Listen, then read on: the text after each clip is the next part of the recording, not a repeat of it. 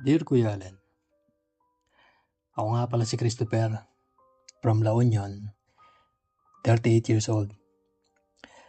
Gusto ko lang ibahagi ito after years of keeping it to myself. Ako lang at ang mga iilan na naging kong partners.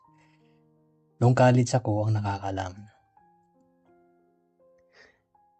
Elementary ako noon, nakilala ko si Manong Rodel. Driver siya ng tito ko. Tito din ang tawag ko kay Manong Rodel noon. Laging Manong ang tawag ko sa kanya nung high school na ako. Madalas na kapag summer sinasama ako ng tito ko sa mga lakad niya at mga seminar o kung ano pa man ang ginaganap sa mga resorts. Marami kaming magpipinsan ng sumasama noon. Pero